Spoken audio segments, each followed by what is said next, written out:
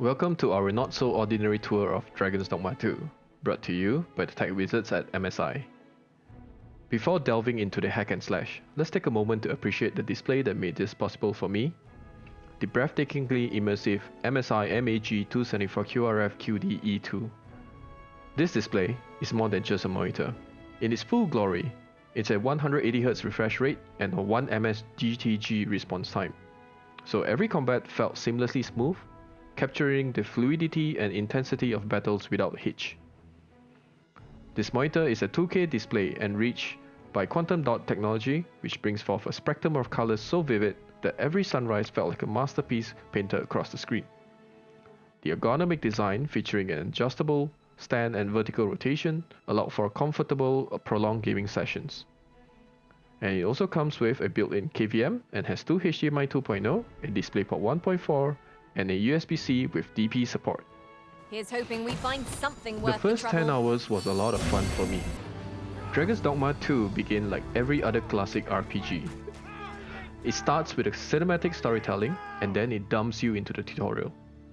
In DD2, you're the arisen king of Vermund, and after arising, you're now in a tutorial slave island that teaches you the basics. The plot of the game is rather straightforward. You start off by discovering a town that was destroyed by a dragon, and then next thing you know, the main quest is asking you to dethrone the queen, and yada yada, it's time to kill a dragon. But mostly the journey is rather fun, and instead of focusing on the main quest, I ended up completing side quests, and as I go and focus more on discovering other parts of the game. One thing to note here is that side quests do sometimes come with a timer, and if you do not complete the quest in time, the results may affect how NPCs interact with you. Exploring this game is an adventure in itself, from avoiding the water to navigating the dark. And this is where the lantern that runs on oil and the camping gear comes in to sleep through the night. Our master is a changeable sort. As for random encounter with monsters, occasionally it's also a better choice to avoid some fights, as they can get rather challenging in itself. And fast traveling in this game is an entire different ballgame. Unlike modern RPG that comes with convenient fast travels, DD2 actually gives you three options.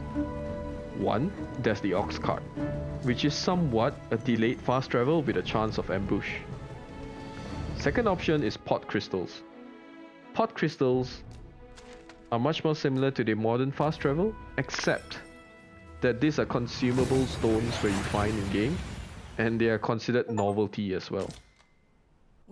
The third option are called ropeways. I've yet to discover this option in my first 10 hours.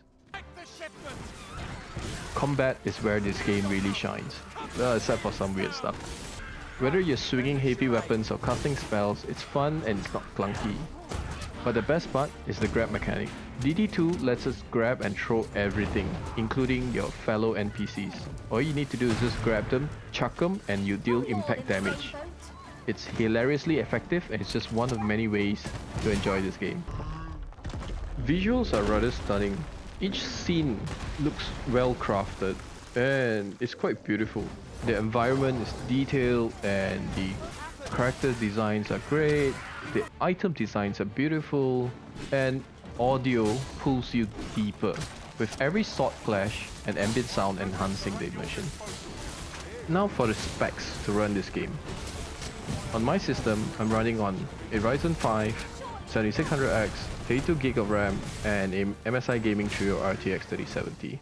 I would say this game is rather demanding, in a sense where, on a 2K display, powered by a 3070 and a Ryzen 5 7600X, the average FPS I got at max settings with ray tracing switch on is about 60 FPS. And in some cases, it dips to 40 FPS. So for those who really want to enjoy this game, I would recommend any build that is higher spec than mine. To me, Dragon's Dogma 2 is a quirky, janky bundle of medieval casual fun. From its unique approach to combat and its exploration to the oddball ways of getting around, it has been fun. I mean, minor annoyances aside, such as camera angle, I think for now, I would give it a 7 out of 10.